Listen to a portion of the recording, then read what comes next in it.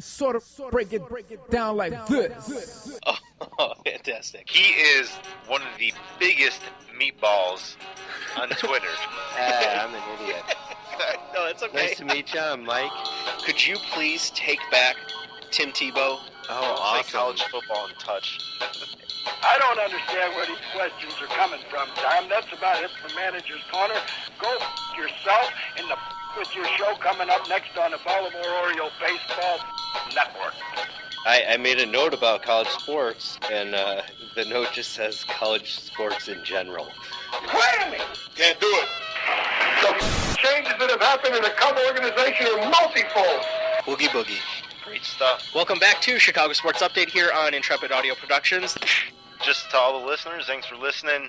I don't know how it happened. I think I was just bored one Monday night, and I started watching Raw.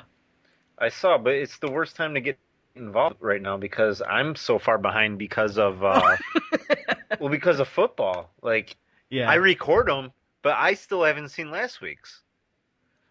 So like, I'm like, and now I'm recording tonight's, so I'm like way behind. And plus, I'm behind. That's all I gotta say. I've never heard of this Daniel Bryant guy. He's the shit. He kind of looks like you. Yeah, actually, sometimes when I grow my here we go. When I grow my beard. Yeah, by Greggy. Let's see. Oh, come on. I gotta have something here. Yeah, I actually do kind of look like him. No, but he's badass. I love him. I didn't. How long has he been around? He's been around for like 2 or 3 years, but he just got into the spotlight like really big time. Like this past year, right? Yeah, in this past year. I mean, he had been a champion for a while, but it was the SmackDown champion, and no one really. Okay. Yeah, no one really watches SmackDown. So, and now they've combined the two, and he just kept getting more popular because his in-ring skills are like some of the best, and so he seems like that's kind of how he has to be. He's short. Like he's the size of not your like, typical WWE, like champion. Yeah. But what happened is TNA started letting smaller guys be champion, and I think WWE saw like, oh, I guess that could work. But now TNA is doing so bad, they don't have pay-per-views anymore. They do their pay-per-views on like a normal day now on free TV. Like, it would be like SummerSlam just being on Monday, and then instead of WWE calling it Raw, it's tonight is SummerSlam. That's how it was it last week or 2 weeks ago? It was TNA, what was it, Lockdown or something, and it was on their Thursday night show. They just switched the name from Impact Wrestling to the pay-per-view name, and I'm just like, wait a minute, are you serious? You guys are doing that bad? But yeah, I started watching it. I guess I figured when I first popped out, I'm like, okay, they're gonna make Vince McMahon seem like this big bad dictator overlord, and they're certainly going with that storyline and whatnot. They've done that before. Okay, I didn't know if they had or not. No, in a way they're recycling a little bit of the storyline, but they're putting a little different twist on it. And you're right, it's a really good storyline right now. So it's been interesting. I mean, the last time I really watched wrestling was when my brother was into it, and that was at like the genesis of The Rock. After he came back from, it was that he had that when he first broke into wrestling. Okay. He had that one name. I forget what it was. It was in honor of his dad or his grandfather. Yeah, it was Rocky Maivia. Yeah, that's it. But I think he had it was like something Rocky Maivia. But yeah, I know what you mean. Yeah. And then he came back as The Rock, and then when Hulk Hogan came back, I was like, oh, this is sweet.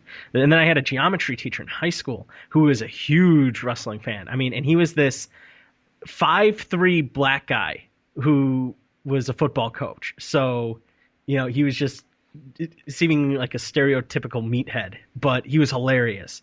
Really, really hilarious guy. But he was a huge wrestling fan. He would talk wrestling too. It was cool.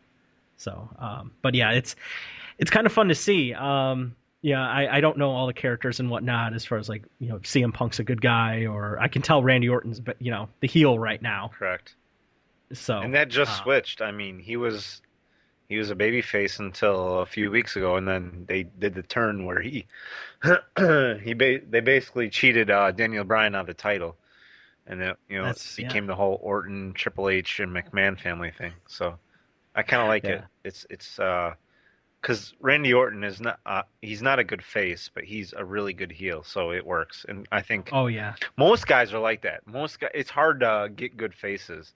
And I actually think Daniel Bryan works as a face. So, especially being undersized and whatnot. Yep. I mean, he's a really, really interesting and dynamic character, and it's nice to see. I mean, in between to fill up the time between, when John Cena's not around and when The Rock's not around. It's certainly they have a very, very good group of characters right now, and I got to say, it's very entertaining. It's very entertaining. It's pure entertainment, and it's the fans. I watched a documentary on The Rock and how he mentioned that WWE fans and wrestling fans are some of the most loyal people out there. It's true, and they really, really respect and put on a lot of good fan service out there. Yes, like once a nerd, basically always a nerd. Yeah. I'm not into a lot of nerdy things. But so like wrestling's my nerdy thing. It's like no, that's okay. It's cool. And with that, we'll add Mike. I'm going to use this in the show. So yeah, whatever. That sounds good to me. We should have like maybe once a month like a wrestling segment, not a full episode, but like maybe a 15-minute segment. Oh, absolutely. Welcome in, Mike. What's going on? Well, we were just talking wrestling, so that's been cool. All right. Do you watch wrestling? Not as much as I think I'd like to.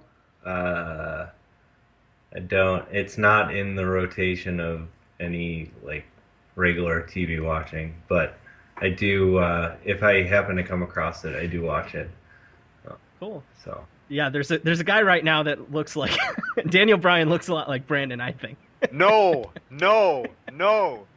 You don't want him to. They keep making fun of the way he looks. Oh, okay. Well, he's a normal-looking guy. That's the way I'd say it. No, I'd call it. No. I mean, he's not like your giant meathead like Randy Orton or Big Show. And man, I got to feel bad for Big Show right now. But honestly, if I looked like Randy Orton, I'd take it for what it was worth. I'd probably be in movies and not the kind that you go to the theater to watch. True. So, all right. Well, now we have the full cast here.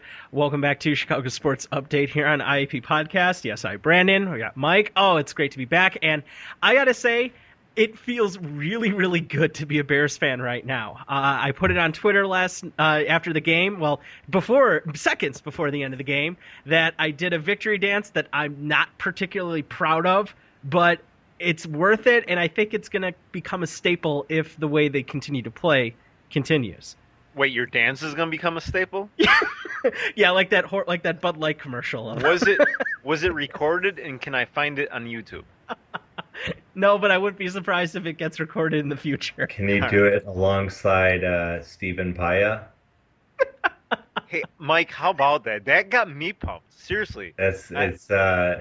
I heard a little backstory on they were talking about it on McNeil and Spiegel today, and he was born in New Zealand. Yeah, that's what I heard too. Isn't that and crazy? Then raised in Tonga, but it's a big like New Zealand thing, and I guess like I don't know if you're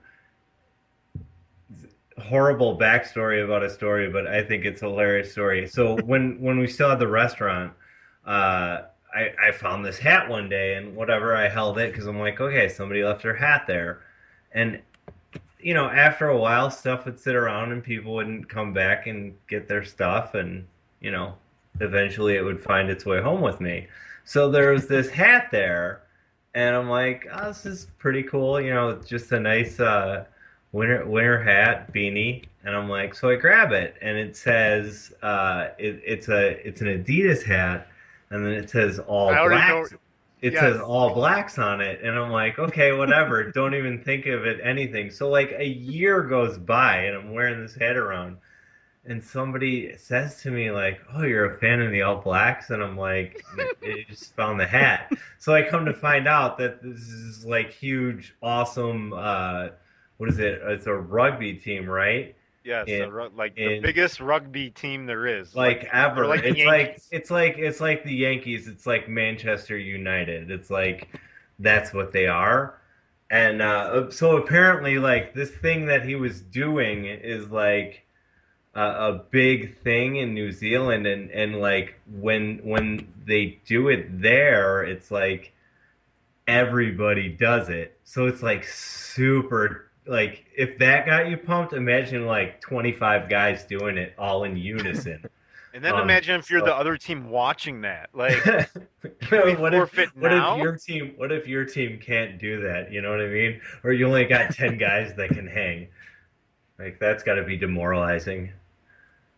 So anyway, yeah, I'm excited and I unfortunately didn't get to see any of the games, so I just saw highlights because my DVR decided not to record the game, and for some reason it just blacked out the whole channel. So I set the recording for 4 hours for the extra hour, and when I looked at my list view, it said that it was recording, like it was highlighted in red, and it said it was supposed to record for 4 hours, but it recorded 0 minutes. So I woke up like right at the end of the game, so I could have seen the end, but when I turned the channel on, it was blacked out because whatever happened with the recording being blacked out kept it blacked out, so I wasn't able to view the channel until I deleted the recording and the game was over. So then I was just kind of like, okay. So now I'll look at, my fantasy score and everything like that. And, then I caught some highlights as soon as possible. So everything sounded good. Everything looks good on, they had a good game, their line's playing well. They really seemed to have bought into what Trestman is, what he's doing. Yeah, that's kind of what I started thinking, and it's nice to see a system in place that allows players to succeed. And I think it's a combination of that, meaning you're getting the ball, you're spreading the ball around enough to Forte, to Martellus Bennett, to Brandon Marshall, Alshon Jeffrey, and whatnot. But you're also having players that are good enough to execute that and have the ability to catch a ball. I mean, if Kelvin Davis had those opportunities to catch the ball, everyone would be a drop. It's just not. It wasn't in his skill set. Yeah. So, and by the way, Bennett is the total package. Yeah. Everything. Like you couldn't be more thrilled with a free agent signing like that. He's just a monster. He really is, and especially the catch to score the game-winning touchdown. I mean, that caused me to do the victory, the insane celebration. Wow. I mean, kudos to Jay Cutler for putting the ball so only where the receiver could get it, but trusting his receiver to be able to get it. Okay, Bennett's being a tight end and whatnot, but still receiving the ball and putting it only where he could receive him. I mean, it's very exciting to see and for them to have that sort of trust. You'd like to see these things not have to go down to the wire, but hey, a win's a win, and you don't need style points to get the win. And the Bears were not always able to come back from, in the fourth quarter, and you had no confidence that they were gonna make a game-winning drive if they had to. Maybe maybe next week in a few weeks.